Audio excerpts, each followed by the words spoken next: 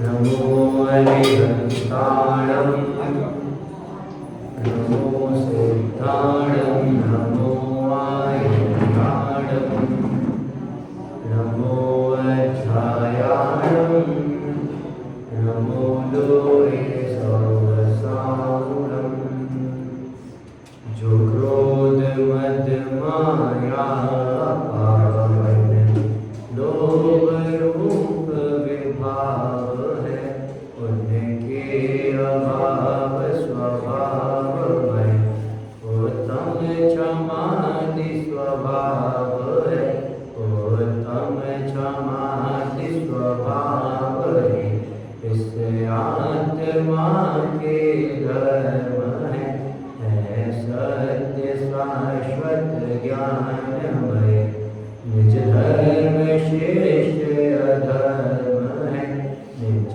आत्मा में रमण संयम रमण ही तप त्याग है निज रमण आगे जन्य है निज रमण परिग्रह त्याग है निज रमण का ब्रह्मचर्य है निज रमण का दश धर्म है निज जानना पहचानना रमनाद रम का मर्म है अरिहंत है दस धर्म धारक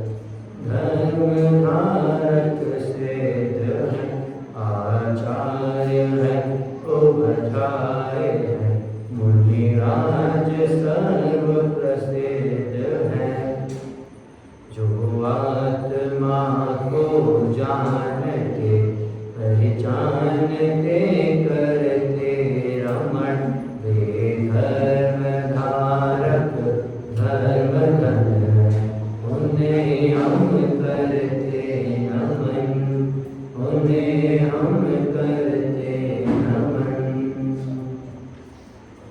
पंच परमेश्वरों को नमन करके एवं उनका स्वरूप कैसा है इस बात को भी हमने नमन करा। अभी यहाँ जो हम रोज मंगलाचरण कर रहे हैं परसों कितना टाइम मिलेगा नहीं मिल पाएगा इसकी कोई गारंटी नहीं है। आखिरी दिन रहता है टाइम तो मिलेगा बराबर पर आकिंचन और ब्रह्मचर्य के संबंध में विषय भी बहुत अधिक रहता है। आज एक बार मेरा मन है कि मंगलाचरण पर हम थोड़ी सी चर्चा करें। मंगलाचरण भी रोज करते हैं क्या है जो क्रोध मद माया अपावन लोभ रूप विभाव है। उत्तम क्षमा आदि के लिए बोल रहे हैं कि ये किसका विभाव है। क्रोध मद माया अपावन लोभ ये सब कैसे हैं विभाव हैं उत्तम क्षमा आदि से उल्टे हैं।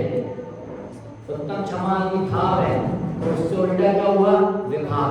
तो वो क्या हुआ है क्रोध मान माया और लोभ। अगली लाइन क्या है उनके अभाव स्वभाव है। उनके अभाव किनके अभाव ऊपर जो पंक्ति में लाइन है क्रोध मान माया लोभ के अभाव में जो स्वभाव में जब इनका अभाव हो जाता है फिर हमारे स्वभाव में जो प्रकट होते हैं क्या उत्तम क्षमा आदि दस धर्म वो कैसे हैं हमारे ही स्वभाव हैं। ये क्या बात आई पहले दिन हमने देखा था मुझे अभी बताइए इस किताब में पीछे ये चित्र बना है अभी क्या वो चित्र आपको दिख रहा है अब नहीं दिख रहा है चित्र तो इसी किताब में है ना किताब से गायब तो नहीं हो गया बस हमें नहीं दिख पा रहा। ये उत्तम क्षमा आदि दस धर्म हमारे आत्मा में हमेशा से हैं पर उनको किसने ढक रखा है क्रोध मान माया और लोभ ने उनने इसको ढक रखा है। बस इसी कारण हमें दिख ऐसा नहीं है कि 10 दिनों में खूब आराधना कर ली तो कोई नई उपज हो जाएगी हमारे अंदर कोई नई चीजें कब चालू हो जाएगी ऐसा नहीं है तो वो हमारे अंदर अनादि से अनंत काल तक रहेंगे पर जब तक उनके ऊपर का कवर हम हटाएंगे नहीं ना तब तक हमें पता नहीं चलेगा। उत्तम क्षमादि स्वभाव ही इस आत्मा के धर्म है। अभी जो बात है ना, ये हमारी आत्मा के धर्म है। इन्हें धारण नहीं करना, ये पहले से धारण करे हुए हैं, बस इन्हें जानना है। उत्तम क्षमादि स्वभाव ही इस आत्मा के धर्म है सत्य, शाश्वत, ज्ञानमय। कैसे है ये? सत्य है, सच्चे हैं, शाश्वत है। अभी देखा था ना, अनादि से हैं और बाबूलाल जी अनंत काल तक रहेंगे। शाश्वत, ज्ञानमय है। ज्ञानमय वाली बात आज त्याग धर्म में आने वाली है। निज धर्म है, ये हमारे धर्म है। हम दोनों एक साथ आए हैं स्मारक से, एक साथ पढ़ रहे हैं, यहाँ आपको आके धर्म लाभ दे रहे हैं। जो मेरे धर्म है, हमारे एक धर्म हुए क्या? कोई पति पत्नी का जोड़ा है तो क्या उनके एक धर्म हुए? अरे ये सबके अलग अलग उनके खुद के हैं। ये नहीं कि हाँ सुबह बेटा गया पूजन करना, उसने मेरे तरफ से पूजन कर ली। यार मैं नहीं जा रहा, पापा चलेगा प्रवचन में, मेरी तरफ से मूवी सुन के आ जाएंगे। अरे खुद के धर्म खुद प्रकट करेंगे, उसके धर्म को खुद प्रकट करेंगे। क्या? निज धर्म है। निज आत्मा में रमण संयम। संयम में हमने देखा था ना दादाजी संयम में हमने क्या देखा था? अपने आप में संयमित होना। क्या है? संयम। निज आत्मा में रमण, अपनी आत्मा में रमण करना, विचरण करना, उसी में घूमना। कुचड़ौद के बाहर तक घूम के नहीं आना है, या मंदसौर तक मनुआ संडे पर तो घूमा है। कहाँ घूमना है? निज आत्मा में रमण, निज आत्मा में घूमना है। निज आत्मा में रमण संयम, रमण ही तप त्याग है। और अपनी आत्मा में ही घूमना वो तप और त्याग है। निज रमणया किंचन्य है, एकदम पूरी जो शुद्ध बात है ना, निश्चय की बात, वो आई है छंद में। निज रमणया किंचन्य है। आकिंचन्य क्या होता है वो कल हम देखेंगे। आकिंचन्य का सामान्य स्वरूप हम देखें तो लेश मात्र भी परिग्रह साथ में नहीं रखना, उसकी विशेष चर्चा हम कल करेंगे। निज रमणया किंचन्य है, निज रमण परिग्रह त्याग है। निज में रमण करेंगे तो अपने आप बाहर के सारे परिग्रह छूटते जाएंगे। निज जानना पहचानना, रमना धर्म का मर्म है। धर्म का मर्म बता दिया। 10 धर्मों का मर्म क्या है? निज जानना, निज को पहचानना और निज में ही रखते रहना, वो ही धर्म का मर्म है। अरे अब कौन है धर्म के असली धारक? कौन है? अरे हंत है 10 धर्म धारक। इधर आगे जाओ बेटा। धर्म धारक सिद्ध है। कौन है? अरे हंत है 10 धर्म धारक, धर्म धारक सिद्ध है। आचार्य है, उपाध्याय है, मुनिराज सर्व प्रसिद्ध है। फिर वही बात आ गई, पहले दूसरे तीसरे दिन हमने लिखी कि ये मुनिराजों के हैं, आचार्यों के हैं, अवध्यायों के हैं, साधुओं के हैं, तो हम इन्हें क्यों धारण करें? पहले दिन भी हमने देखा था इनके पीछे शब्द क्या लग रहा है? उत्तम। क्या शब्द लगा है दादाजी? उत्तम। पवन जी, उत्तम शब्द किस चीज का सूचक होता है? सम्यक दर्शन का। सम्यक दर्शन कौन से गुण स्थान में होता है? चौथे गुण स्थान में। कौन से गुण स्थान में? चौथे गुण स्थान में। और चौथे गुण स्थान में जीव गृहस्थ अवस्था में रहता है। चौथा गुण स्थान और 5वां गुण स्थान पवन जी गृहस्थ अवस्था का होता है ना। चौथा और 5वां गुण स्थान गृहस्थ अवस्था का होता है। फिर आप कैसे कह सकते हो कि ये सिर्फ आचार्यों के हमारे नहीं? अरे ये हमारे भी हैं और आचार्यों के भी हैं। निर्णय वाली बात को मैं इतना जोर दे रहा हूं ना।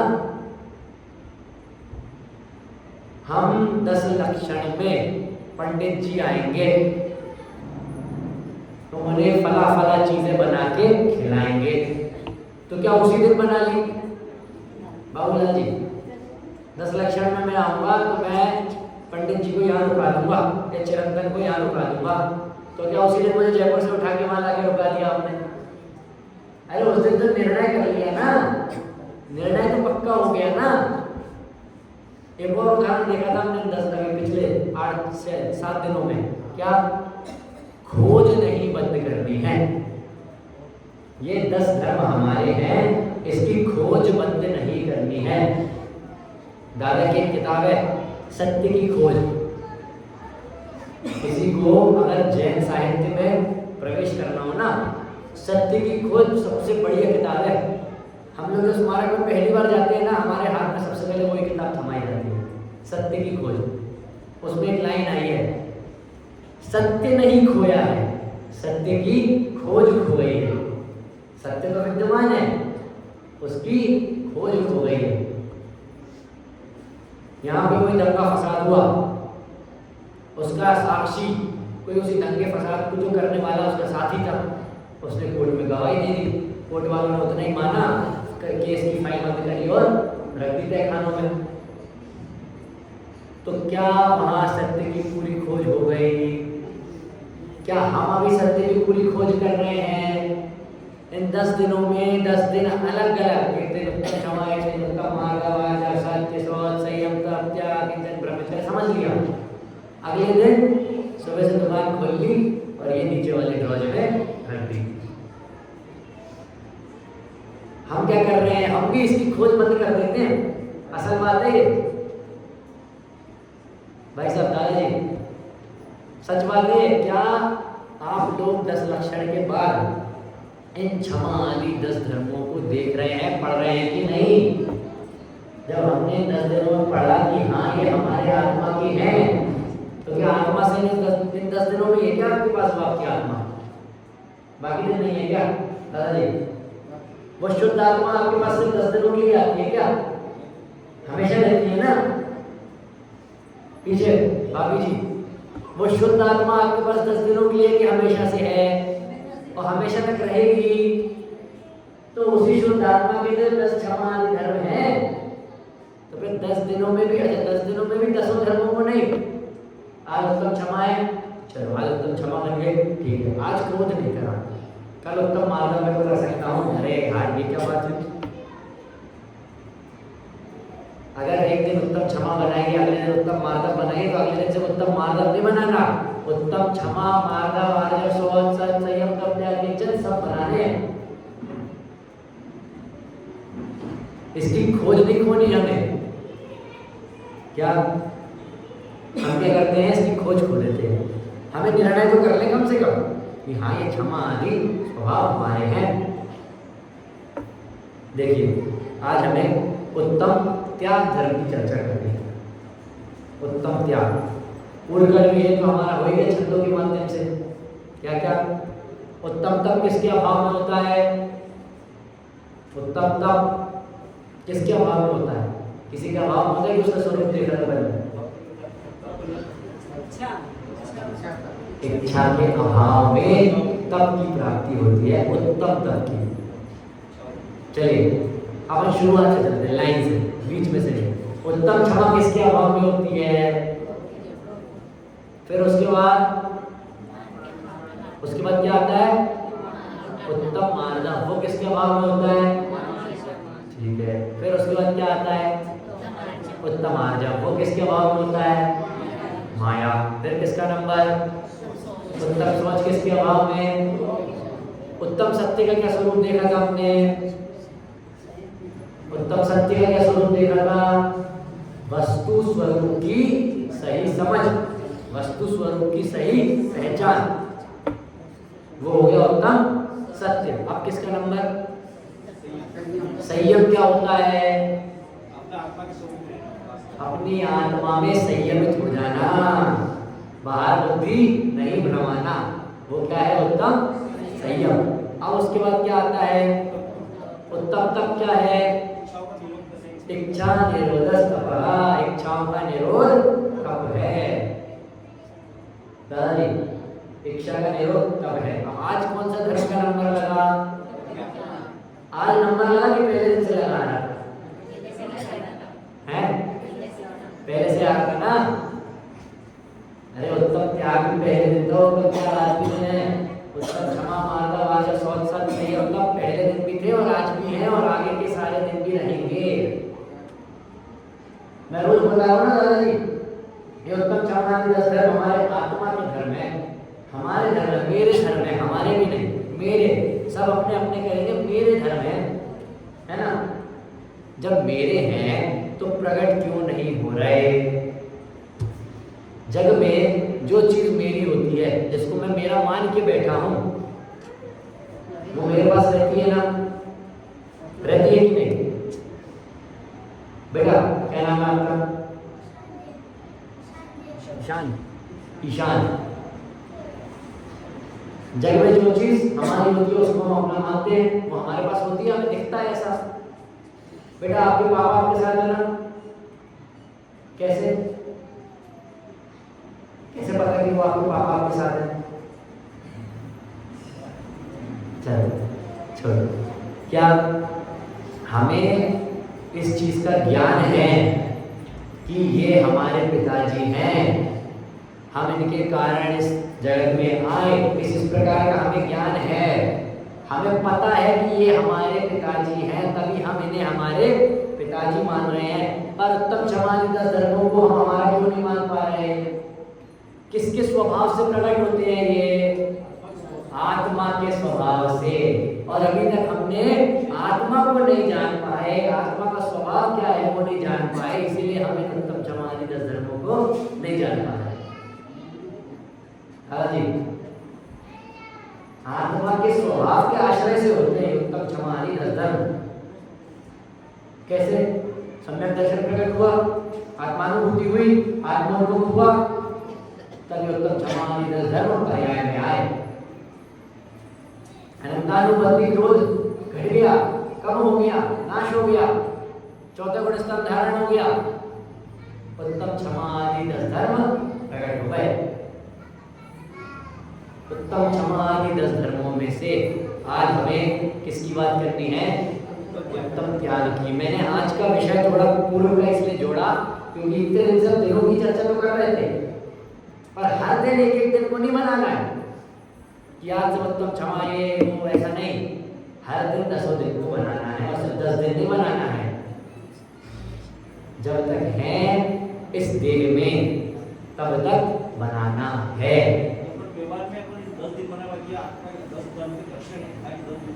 हाँ, अरे तो आत्मा को बताने के लक्षण है। अगला पॉइंट ये आ रहा था मेरा, भेद की दृष्टि से इसको लेते हैं ना अपन, आत्मा को बताने के लक्षण है। मैं आपसे पूछूं बाबूलाल जी, मेरे लिए आपने खाने में क्या बनवाया? और आपसे लगता बोल दो खाना, खाना बनवाया ना? खाना बनवा दिया बस। अरे बनवाया क्या? अरे खाना बना है ना। ऐसे ही मैं यहाँ आके बस बैठूं 45 मिनट आत्मा आत्मा आत्मा आत्मा इतना करूं। पवन जी, हम कोई सा भी ग्रंथ पढ़ते हैं, कोई सा भी अनुलोम पढ़ते हैं, उसके अंत में बात आत्मा पे खत्म होती है, वितरागता पे खत्म होती है, पर क्या पहले से लेके आखिर तक पूरे ग्रंथ में सिर्फ आत्मा आत्मा आत्मा आत्मा आत्मा लिखा है क्या? किसी बच्चे को गणित पढ़ानी है तो क्या उसको गणित की रट लगवा दोगे? गणित गणित गणित गणित गणित के अंदर जोड़ना, घटाना, भाग देना, ये सब चीजें सिखाओगे? उसी प्रकार हम अगर आत्मा को आत्मा नहीं समझ पा रहे, इसलिए उस अभेद आत्मा के भी भेद करके हमें समझना पड़ रहा है। भेद सो व्यवहार, अभेद सो निश्चय। ऐसी बात नहीं है ग्रंथों में, सोच समझ के डालिए। अगर आत्मा के भेद करके मैं यहाँ समझा रहा हूँ तो वो व्यवहार का कथन है, और एक शुद्ध गायत्री काली शुद्ध चैतन्य मूर्ति आत्मा समझा रहा हूँ तो वो निश्चय का विषय है। और आजकल निश्चय व्यवहार का कैसा बंटवारा हो गया तो हम सभी को पता ही है। असल में निश्चय व्यवहार का है और हम क्या मान के बैठे? व्यवहार मतलब सिर्फ इतना होता है कि अगर किसी चीज का भेद कर रहे हैं तो वो व्यवहार की श्रेणी में आ जाता है। आत्मा कैसा है? अभेद, एक अखंड। अशोक जी, आत्मा एक अभेद अखंड आत्मा है, पर अभी तो आपने बोला कि उसके 10 धर्म है, खुद ही ने 10 भेद कर दिए। अरे वो समझाने की दृष्टि से हुए, असली में थोड़ी आत्मा ऐसे 10-10 खंडों में बटा है। मुझे एक बात बताइए पवन जी, कोई मुनिराज है, उन्हें सम्यक दर्शन, सम्यक ज्ञान, सम्यक चारित्र की पूर्ण पर्याय प्रकट हो गई, तो शरीर के कितने हिस्से में सम्यक दर्शन है, कितने हिस्से में सम्यक ज्ञान है, कितने हिस्से में सम्यक चारित्र है?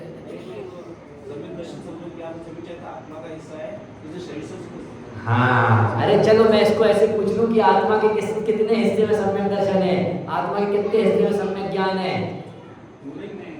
पूरे में है। अरे उसका स्वभाव ही वही है, वो तो भेद करने के लिए, समझाने के लिए उसका भेद करना पड़ता है। जगत में सूक्ति प्रचलित है ना, अगर किसी चीज के बारे में ना पता हो तो कैसे बताओ, भेद से अभेद की ओर ले जाओ, उदाहरण से सिद्धांत की ओर ले जाओ। इसीलिए मुनिराजों ने इतने भेद कर करके बताए। ये मेरा खुद का मौलिक चिंतन कभी कभार मैं रखता हूँ, मुनिराजों को भी कितना कष्ट होता होगा इस अभेद आत्मा को भेद कर करके जीव को समझाना पड़ रहा है। नहीं होता होगा क्या? उनके ज्ञान में तो निर्णय भी है और उनके ज्ञान में भी ये बात है कि ये आत्मा अभेद है, पर समझाने के लिए उन्हें भेद करना पड़ रहा है। चलिए अपन उत्तम त्याग पे आते हैं। उत्तम त्याग क्या जगत में हर जगह होता देखते हैं? उत्तम त्याग, उत्तम त्याग होता देखते कि क्या होता देखते? पहले तो ये बताइए, जगत में हर जगह त्याग की बहुत महिमा गाई जाती है। अरे ये त्यागी, इनने ये छोड़ दिया, इनने वो छोड़ दिया। तो वो त्याग और उत्तम त्याग में क्या अंतर है? बहुत साधारण सा प्रश्न है। हाँ, निज आत्मा में रमण, तब उत्तम त्याग होगा। कल बुद्धगुप्ताचार्य ने क्या बोला था कि बाहर में तप कर रहा है पर अंदर में सम्यक दर्शन नहीं हुआ, तो क्या है? बाल तप। उनने तो एक के लिए बोला, अपन अगले के लिए लगा लो ना, क्या दिक्कत? बाहर में त्यागी वृत्ति हो गया पर अंदर में आत्मा को नहीं जाना, अंदर में, बाहर में जिस चीज का त्याग किया अंदर में उसका विकल्प नहीं छोड़ा, तो वो कैसा है? बाल त्यागी। बालक जिस प्रकार मजाक मजाक में चीजें बोलने लगता है, धारण करने लगता है ना, उस प्रकार का त्यागी बोला है। जब तक सम्यक दर्शन नहीं हुआ और त्याग करे जा रहा है। त्याग का असल स्वरूप क्या होता है? आजकल या तो लोग त्याग से बहुत डरते हैं, या त्याग बता बता के मैंने ये करा, मैं इतना धर्मात्मा, मैंने ये छोड़ दिया, मैं उतना धर्मात्मा। और कई लोग तो कुछ चीज अगर खत्म हो गई, नहीं है अभी, अरे नहीं, इसका त्याग कर दिया मैंने। फिर मान लीजिए सुबह मेरा ध्यान चला गया, अष्टमी है, 10 लक्षण नहीं, मेरी बात ले रहा हूँ आप लोग के लिए। 10 लक्षण के बाद एक दिन रुकना है ना मुझे यहाँ। मान लीजिए उस दिन अष्टमी है, मैंने सुबह से कैलेंडर में देख लिया, मैं गया कि चाय पीनी है विपिन जी के पास। सुबह से 10 लक्षण खत्म हुआ है, मैं आपके पास आया, भाई साहब चाय पीनी है। इन्होंने कहा भाई साहब अभी तो चाय नहीं। मैंने कहा हाँ, वैसे तो मेरा चाय का त्याग है, त्याग रत्नात्रय धर्म चल रहा है, मेरा तो चाय का त्याग है, मैं तो यश जी के लिए पूछ रहा था। तुरंत परिस्थिति को देखते हुए अपने आप को त्यागी बना लेते हैं। देखा कि बहुत धर्मात्मा खड़े हैं, धर्म की बात चल रही है, हाँ मैंने आलू छोड़ दिया, मैंने प्याज छोड़ दिया, मैंने लहसुन छोड़ दिया, मैंने जमीन छोड़ दिए, मैंने कद्दूकस छोड़ दिए। इनको छोड़ना गलत नहीं है, ये नहीं बोल रहा हूँ मैं, अभी उदाहरण ले रहा हूँ। उदाहरण एक देश होता है, सर्व देश नहीं। वहां खड़ा है, भले छोड़ा नहीं है, सबके सामने क्या बोल दिया? हाँ मेरा तो त्याग है, मैं नहीं खाता पीता। और घर जाके सबसे पहले वही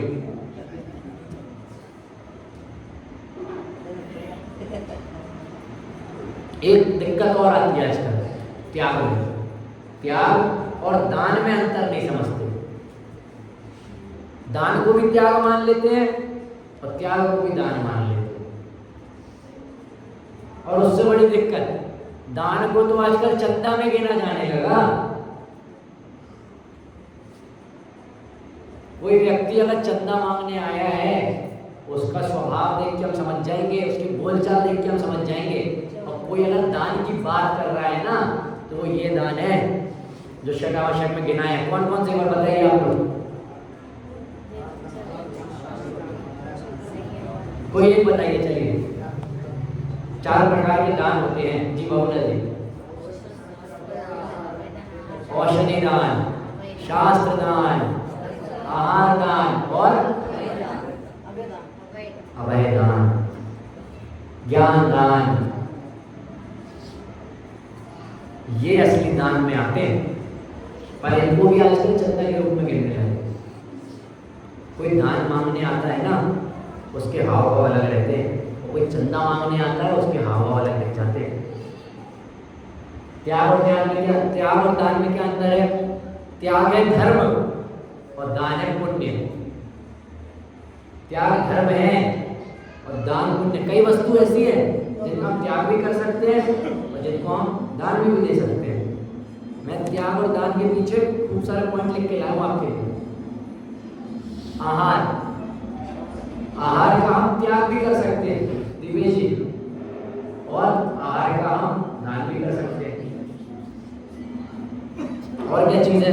औषधि का हम त्याग भी कर सकते हैं और औषधि का हम दान भी कर सकते हैं। और दान में और त्याग में अंतर क्या है?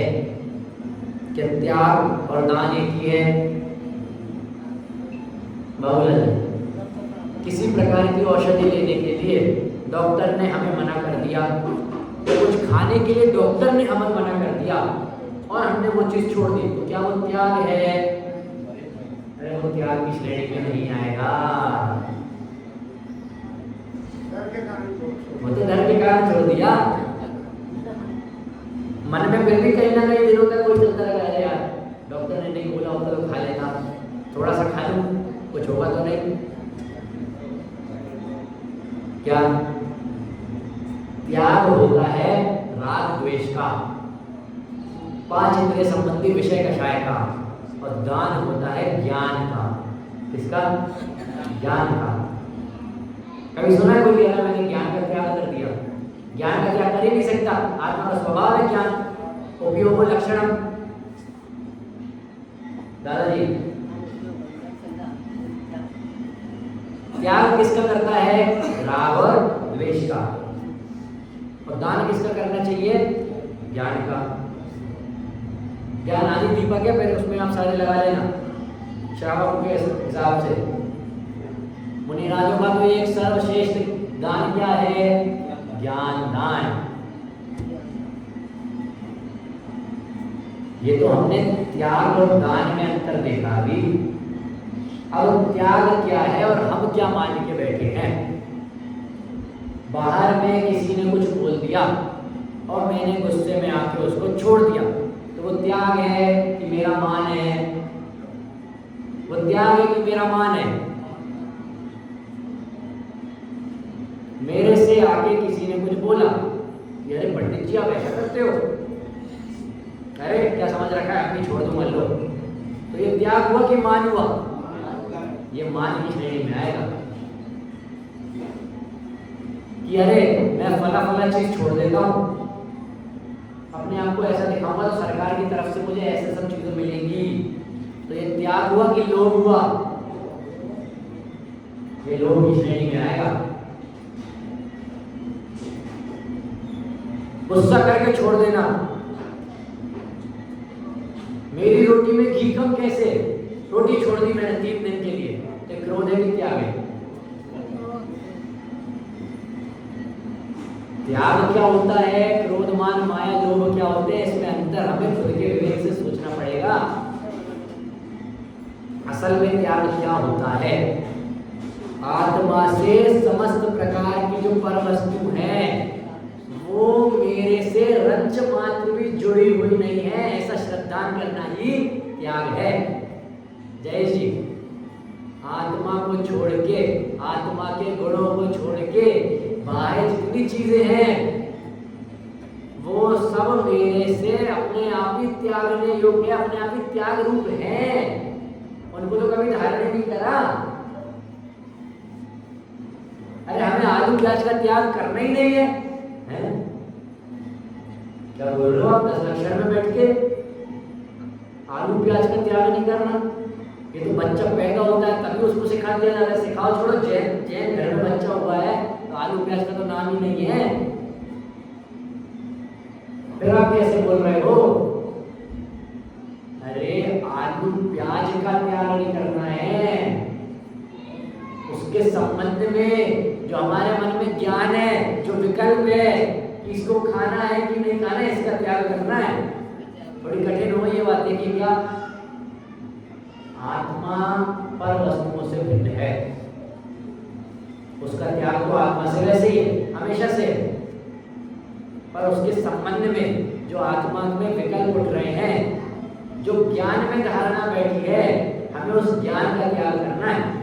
कई लोग आपने देखे होंगे कि मैं आलू नहीं खाता, और वहीं पानी पूरी के ठेले के सामने से निकाल लो, अगर आज आलू नहीं छोड़े होते ना तो ये टिक्की खा जाता। अरे ज्ञान में त्याग करना है, हमें ज्ञान में पहले छोड़ना है, तब तो हम उसको बाहर की क्रिया में अपने आप छोड़ देंगे। अंदर से जिस दिन निर्णय हो गया ना कि रात्रि भोजन नहीं करना है, अंदर ज्ञान में आ गया ना जिस दिन कि रात्रि भोजन छोड़ने योग्य है, उस दिन अपने आप रात्रि भोजन नहीं होगा।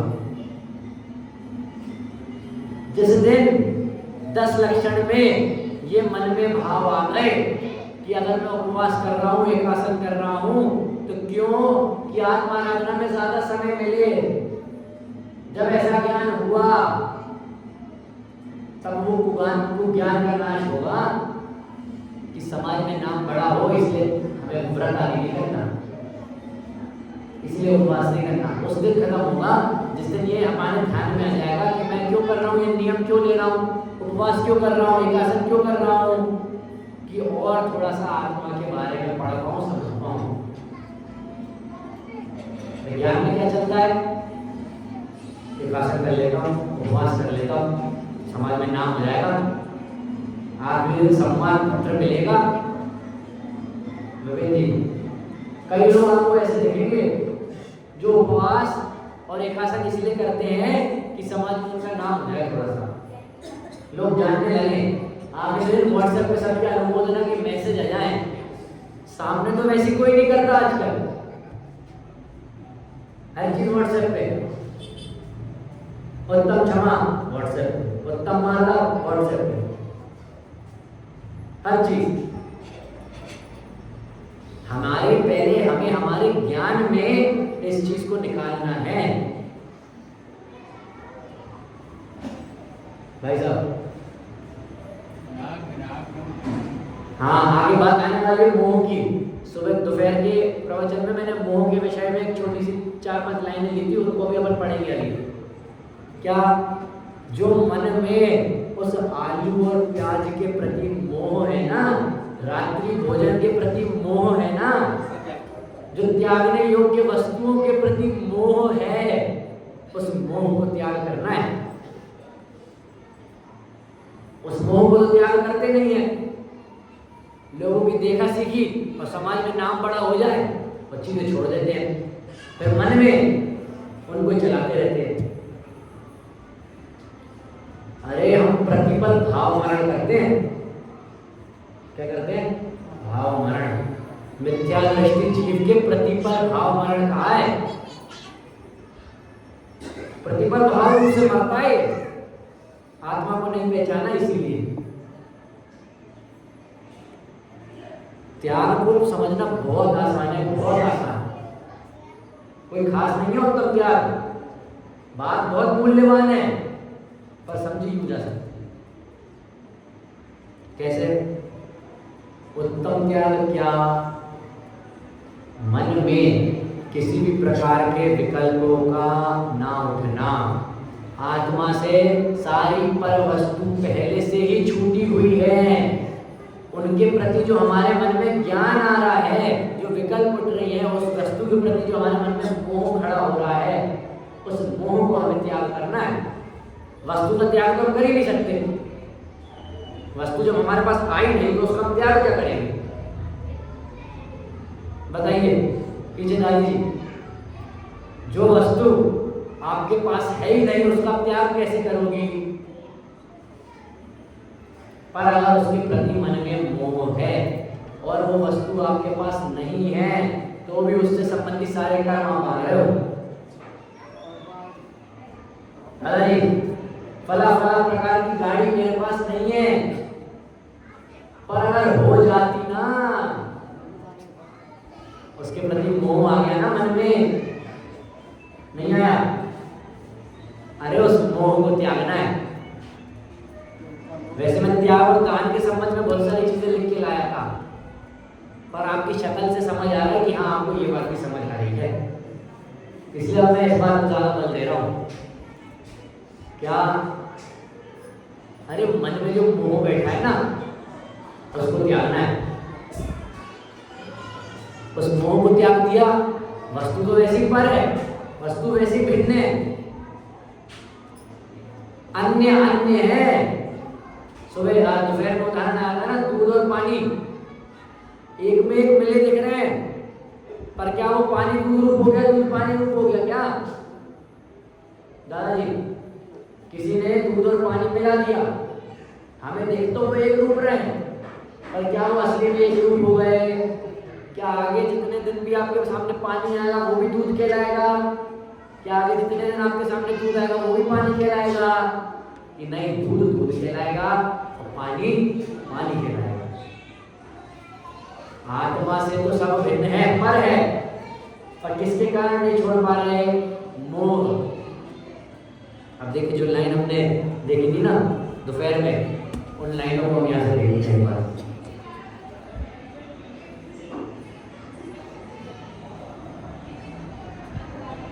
मोह की महिमा के संबंध में, मोह की महिमा, मोह की महिमा गा रहे? अरे मोह की महिमा नहीं गा रहे, महिमा तो आत्मा की गा रहे हैं, पर जीव ने इस मोह को अपनी महिमा बना के रखा है।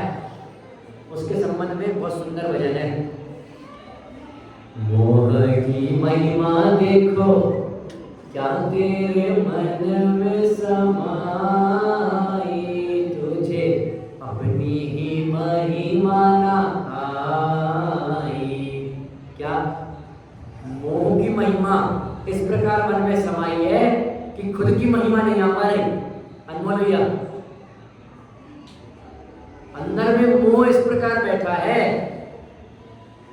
उसने भगवान आत्मा के ऊपर इस प्रकार से जाल फेंक के रखा है कि उस जाल से भगवान आत्मा बाहर नहीं आ पा रहा। काहे अरिहंतों के कुल को लजाया। अरे अरिहंत भगवान के कुल के कहलाते हैं हम लोग, आदिनाथ भगवान के कुल के कहलाते हैं।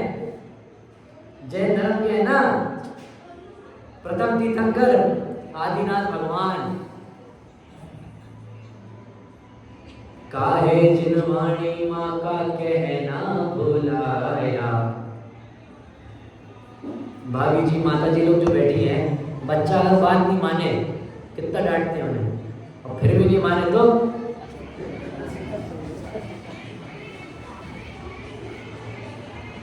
तो जब ग्रंथों में ये बात आ रही है, जब मुनिराज आपको इतना घोर बोल रहे हैं कि हे मिथ्या दृष्टि, उसका मतलब यही समझना है कि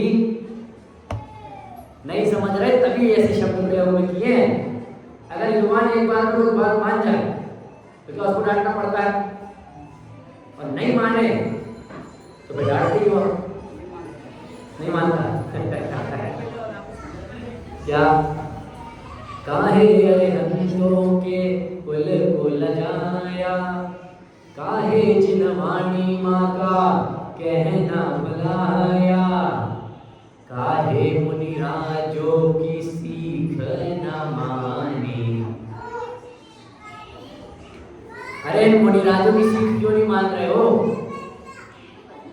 आपको क्या लगता है अभी अरिहंत परमात्मा नहीं है? सिद्ध परमात्मा तो वैसे हम नहीं देख सकते, समोषण की रचना नहीं हो रही है, तो क्या हम आत्मानुभूति नहीं कर सकते? जब भगवान बताएंगे तभी करेंगे क्या? अरे भगवान कोई आपको आत्मा ऐसे हाथ में रख के नहीं दिखा देंगे, ये देखिए आत्मा है। वो भी आपको बताएंगे और वहां भी आपको अपने ज्ञान से वो आत्मा जाननी पड़ेगी। अपने शुद्ध ज्ञान से, अपने मति ज्ञान से उस आत्मा को जानोगे आप। वो कोई सामने नहीं कि ये देखो ये आत्मा ऐसे तुम हो, ऐसा वो नहीं बताएंगे। वो भी वही बताएंगे जो जिनवाणी, वो क्या वो बताएंगे, उनने जो बताया वही जिनवाणी में आया है। क्या अगली लाइन, सिद्ध समान शक्ति हर कत बचकानी। ये तो मैं पहले दिन से ले रहा हूँ। क्या कैसी शक्ति है हमें? सिद्धो समान। कैसी शक्ति है? सिद्धो समान। और हरकत कैसी है? बच्चों जैसी। अनमोल भैया, अतुल भैया, कैप्टन अमेरिका और आयरन मैन जैसी शक्ति नहीं है, सिद्धो जैसी शक्ति है। कुछ नहीं लगते सिद्धू के सामने वो कैप्टन अमेरिका और आयरन मैन। हंस रहे हैं वहां भैया बैठ के कि मुझे वहां लोग को पकड़ लेते हैं। क्या? सिद्धो समान शक्ति हरकत बचकानी। अगली लाइन, अपने ही हाथों अपने घर में ही आग लगाई, तुझे अपनी ही महिमा नाई। अपने ही हाथ से अपने घर में आग लगा दी। खुद गए, मिट्टी का तेल लिया, डाला और तिल्ली लगा दी। क्यों? क्योंकि अरिहंतों की बात नहीं मान रहे, मुनिराजों की बात नहीं मान रहे, जिनवाणी में जो बात आई है वो नहीं मान रहे। तो क्या करा? अपने ही घर में खुद ही ने आग लगा दी। समव शरण में जिनवर इंद्रों ने गाया। समव शरण में जिनवर ने बताया, इंद्रों ने गा गा के सुनाया। 100 इंद्रों के मध्य हमको बतलाया, सबको समझाया। 100 इंद्रों के सामने सभी को समझाया। अपनी शुद्ध आत्मा को भगवान बताया। क्या? ये मेरी शुद्ध आत्मा कैसी है? भगवान उनने ये बताया कि जहां मैं बैठा हूं वहां तुम सब आके भी बैठ सकते हो। ऐसी शक्ति सब में है। भव्यों ने समझा, अंदर अनुभव में आया। भव्यों ने समझा, उनके अनुभव में भी आ गया। जानो और देखो चेतन, इसमें ही तेरी भलाई, तुझे अपनी ही महिमा नाई। पूरे जयनागर का सार बनने क्या देखा था? अहिंसा। और इधर क्या बता दिया? जानो और देखो चेतन। बस जानो और देखो। सिर्फ जानना और देखना है, उसका भी बोझा नहीं डालना है सर पे। 2-3 बार ये लाइन ले चुका। क्या? अरे तुम जानो जानो, अरे जानना होने दो तुम सहज। जानने का तनाव मत रखो, जानना होने दो तुम सहज। जानने का भी तनाव नहीं रखना। भगवान ने बोला पवन जी की जानना है, तो फिर उसी का तनाव रख लिया। ये भी जान लूँ, वो भी जान लूँ, ऐसा भी जान लूँ, वैसा भी जान लूँ। अरे उसका तनाव भी नहीं रखना। जो सहज जानने में आ रहा है ना, उसको जानना है। जानो और देखो चेतन, इसमें ही तेरी भलाई। अपनी भलाई की बात बताई है, पर यहाँ मजा नहीं आ रहा। और वहीं कोई बाहर मिल जाए कि भैया इसमें पैसे लगा दो, इसमें भलाई है, आज न्यूज़पेपर में आता है ऐसा ऐसा कर लो, इसमें भलाई है, उसमें पूरा मन लग जाएगा। एक बार इन पंक्तियों को पढ़ के उत्तम त्याग का संक्षिप्त स्वरूप देख के हम आज के बाद विराम करेंगे। मोह की महिमा देखो क्या तेरे मन में समाई, तुझे अपनी ही महिमा नाई।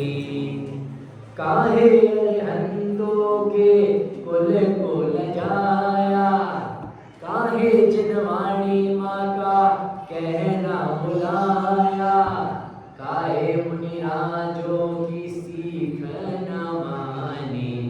सिद्ध समान शक्ति हरकत बचकानी, अपने ही हाथों अपने घर में ही आग लगाई, तुझे अपनी ही महिमा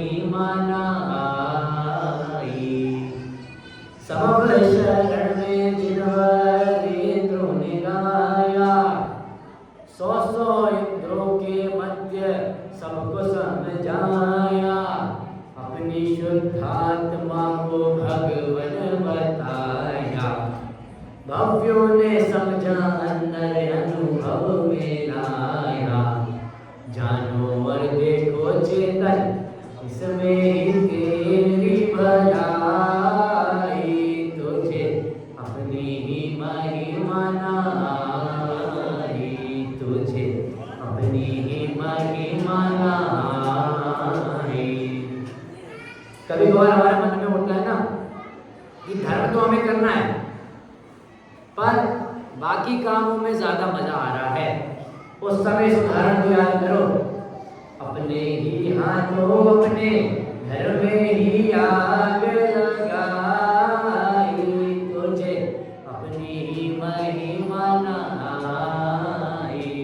पवन जी, कभी ऐसा लगे ना कि धर्म से थोड़े विपरीत तरफ जा रहा हूँ, तो इस उदाहरण को याद कर लो कि अपने हाथ से अपने घर में आग लगा रहा हूँ और कुछ काम नहीं कर रहा हूँ, अपने ही हाथों से अपने घर को जला रहा हूँ।